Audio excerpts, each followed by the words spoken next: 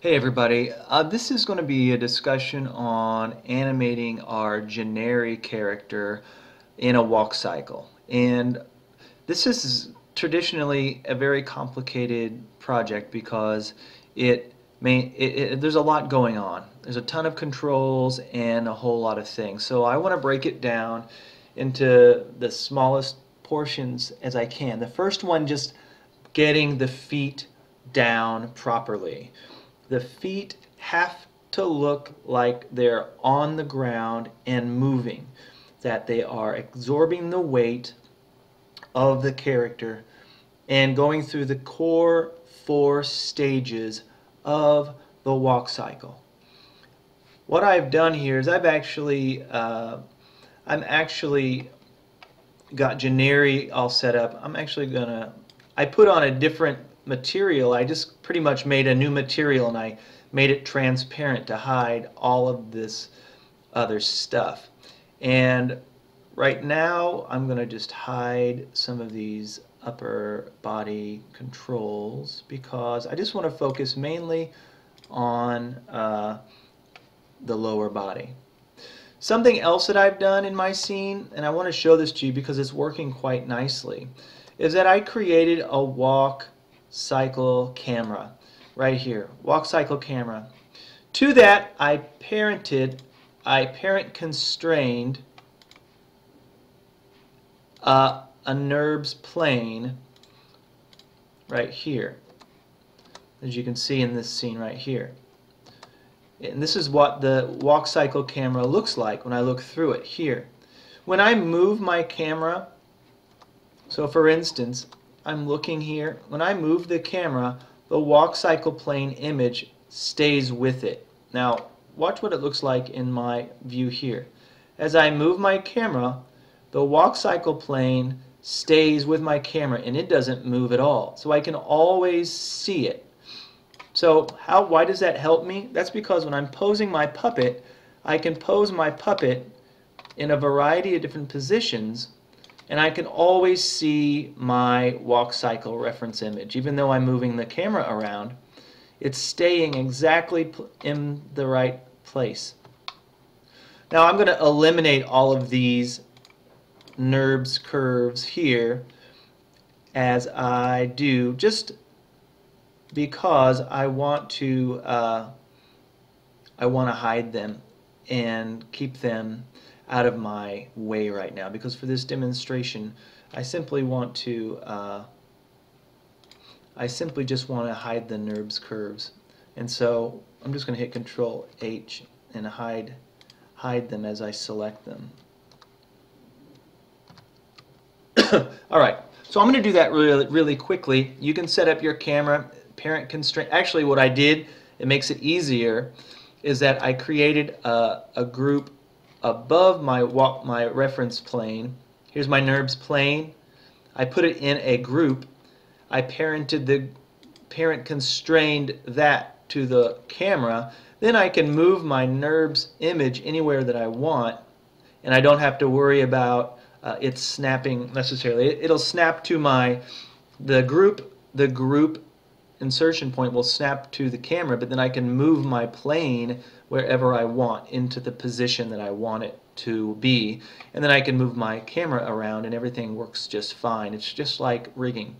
Alright, so I'm going to get rid of these. I'm going to try to get rid of all these NURBS curves up above before I get started.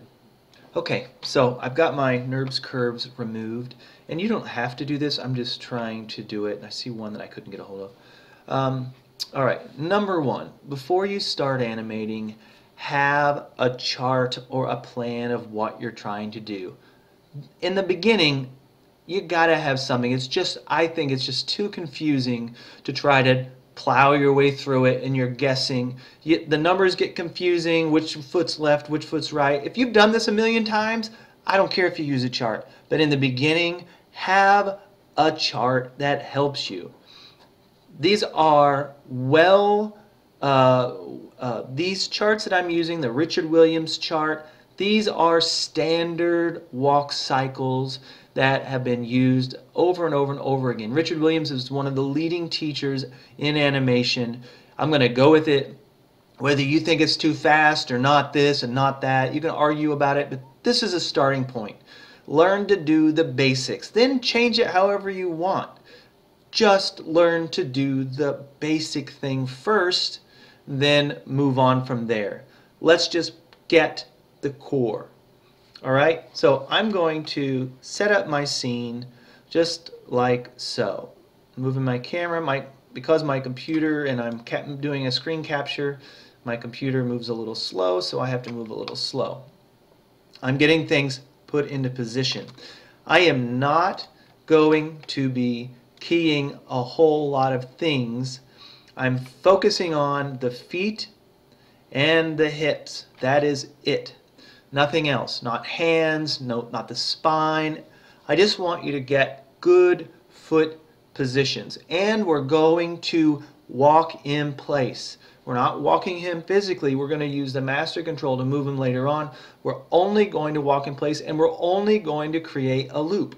One complete step. 25 frames of animation, which we will loop through 1 through 24.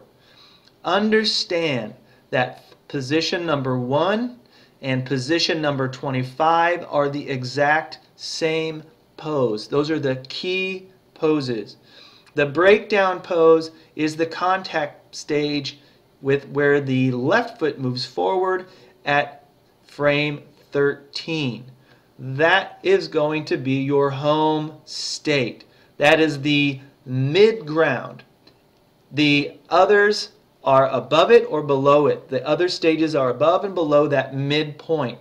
So we're going to lock in frames 1, 13, and 25 first before anything else. I'm not going to just start keying this one, then this one, then this one.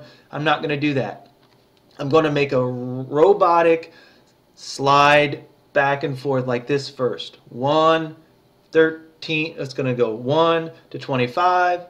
I'm sorry, 1 to 13 to 25. 1 to 13 to 25. That's all I'm going to do first. I'm going to get my heels up and into the best position that I can.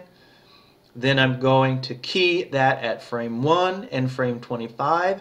Then I'm going to go into frame 13 and do just the opposite. I'm going to keep the numbers as even as I can. So if I'm positive 3 on the right leg, I'll be try to get negative 3 on the back leg, and then it's just swapping those values.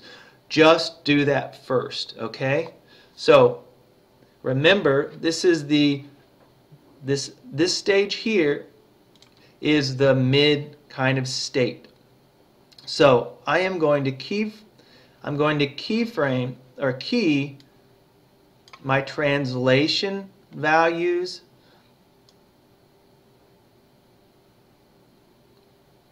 I'm going to keep it very simple at first. This is my center of gravity control, and I want to keyframe these just in the beginning at frame 1. Key selected. I want to select my foot. Oops, I want to make it so that I cannot select my character. I'm going to select my foot, both feet. Translation and rotation. Copy. I'm going to key select them, and I want to be able to bend my toe for both. Key selected. So I want to make sure that I have locked that in. Toe needs to be key selected. Toe needs to be key selected and keyed. I am not going to lift my character's heel like he's standing on his tippy toes. I'm going to use the rotation in X value to do that. That's how I'm going to do it. So I am going to lift his toe though. I am going to be able to lift his toes so I can get the shape that I want. Animation is about shapes. I want straight shapes like here and bent shapes like here and the rebound right here. I want those shapes. So it's very important when I have my feet shapes here and then I go to flat feet and then they bend here. So little bits of curvature in the feet. Okay, so I'm looking for shapes more so than a lot of other things you might think. A shape change. This A straight to a bend to a straight. A curve to a straight to a curve. Okay? Those ideas. So the first thing I'm going to do is I've got my feet here. I've got keys set here and my center of gravity set. I'm going to select those. Well, I haven't got it posed yet, so I'm going to pose it. So here's what I'm going to do. I already have this basic thing down. I'm going to grab his feet. I'm going with my left leg front forward, and I'm going to rotate his heel up. And I want a straight leg, but I'm not pulling the control all the way out like so. He's got to be on the ground. So I'm probably going to lower his center of gravity a little bit so I can get more of an extended front leg, more like this. Here's my straight, and my back foot is going to go back, and I'm going to rotate it a little bit to raise it up a little bit. Get it straight. I want straight shapes and bend the toe up. So I want that toe to be on the ground. So I'm going to take some time to get that like on the ground like so. But I'm going to put in my ground plane so that I can see if it's on the ground. So here's my ground plane. I don't have to make it too big. I just need it to be kind of here, and I'm going to just shrink it down a little bit. All I need to do is make sure he's on the ground. Okay. I'm going to move it in just a bit. I'm going to bend the toe just a little bit more so it's kind of vertical. I'm going to go to my side view and look at this. Okay. I want to make sure I'm going to bring this isn't touching the ground, so I'm either going to have to raise the ground to, oh, that's not it. That's his master control. I want to see where the ground is. So I'm going to need to either bring the ground up a little bit. Oh, I can't select that. So I'm going to bring his foot in a little bit and bring it down a little bit. Then take it back a little bit and put this out a little bit farther. So if I raise this heel up just a bit, I'm going to move it forward. It's okay if it goes through a little bit. I'm going to bring it forward like that. Okay? Alright. Now that's, I'm going to say I like that. That's going to be my first, well, I want that leg to be just a little bit straighter. Okay, so that, I'm going to grab these keys, or grab these controls. I'm going to save my scene really fast.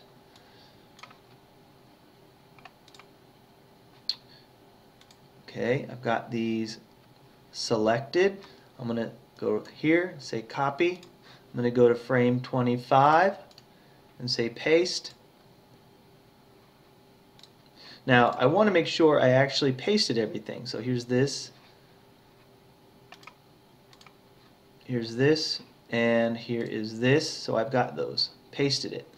Now one thing I forgot to do is actually check my values. So I'm translating in Z, and so I have a negative 3.2, and if I can make that just a negative 3.0, I might, although I don't want to disrupt that. So whatever I decide to do, I may just pull this up a little bit, but then I get his foot off the ground. 3.2. Now what's the value here? Translate 3.0. I don't think I can get it to be 0.2, but maybe I can. If I bring this down a little bit. So I may have to back it off. So the idea is I want to get the numbers as equal as I can, but maybe I can't. If I can move this to 3 in 3, and if I can move this to negative 3, still get my shapes